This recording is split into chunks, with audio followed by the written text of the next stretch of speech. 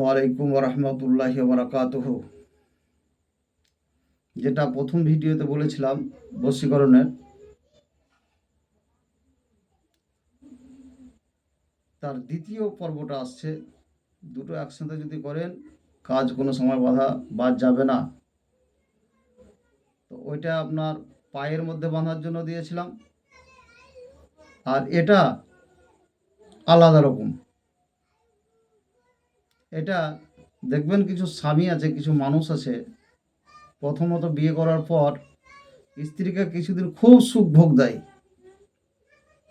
সুখ ভোগ দেওয়ার পরে তার নজরের যে রশ্মি, সেই নজরের রশ্মি খারাপ। তার নিজের স্ত্রীর দিকে আর ওর মন চাইছে না, পরের স্ত্রী দেখলেই ওর মন অন্যরকম। তখন তার পেছনে ছুটতে লাগলো। কার বউ খুব সুন্দর, তার দিকে দেখে তার দিলটাকে ওই ধারে দিয়ে দিল। আর বাড়িতে ফ্যামিলি অসহায় কষ্টের মধ্যে পড়ে থাকে। কতটা কষ্ট আপনি জানেন?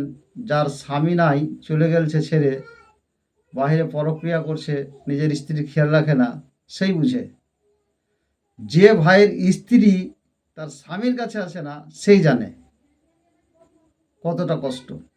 আপনি জানেন, কোরআন শরীফে আছে, আল্লাহ রব্বুল আলামিন বলছে, আদম, হে হাওয়া, তোমাকে সুন্দরী করেছি, তোমার জন্য পুরুষ সৃষ্টি করেছি।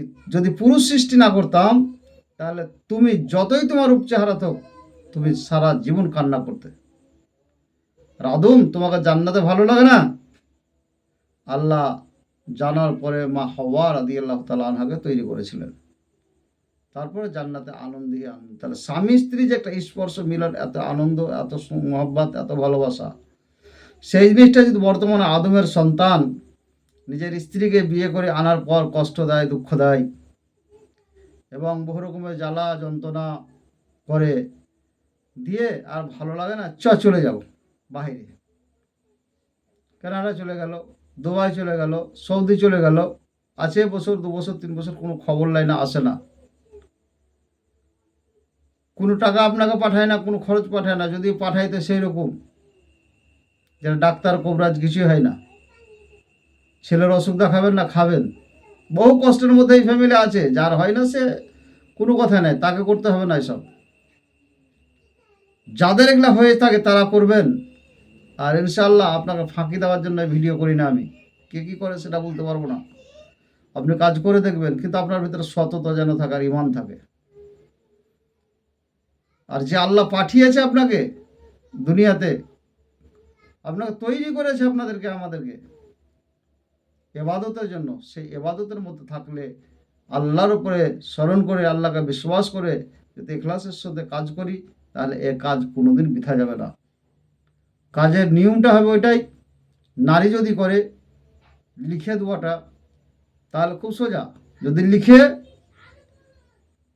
তো শুক্রবার জোহরা সেতারায়, জোহরা সেতারা উঠে সকালে 1 ঘন্টা থাকে।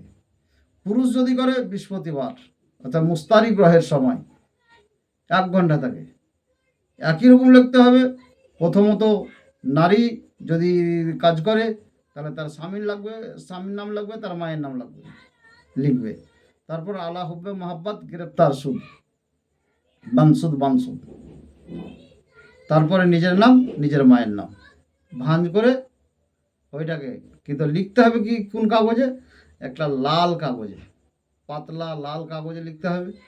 লিখার পরে ওইটাকে ভাঁজ করে একটা সুতা বেঁধে, একটা মিষ্টি গাছ হোক বা একটা বাঁশ বা একটা লাঠি বেঁধে তাকে লটকিয়ে দিবেন, যেন হাওয়াতে এসে হিলতে থাকে।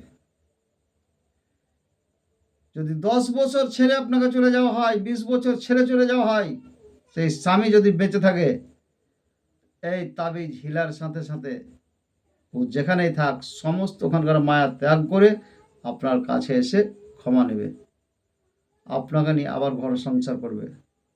এই তাবিজ কোনো সময় বৃথা হবে না। এই তাবিজ খুব গোপন তাবিজ। এই তাবিজ মানুষ দেয় খুব কম, কেননা যে মানুষ বিভিন্ন রকমের কাজে ব্যবহার করতে চায়, এই কারণেই। কিন্তু আমি রিকোয়েস্ট করছি, খারাপের জন্য এইসব আমার তাবিজ ব্যবহার করবেন না, ভালো কাজের জন্য করবেন।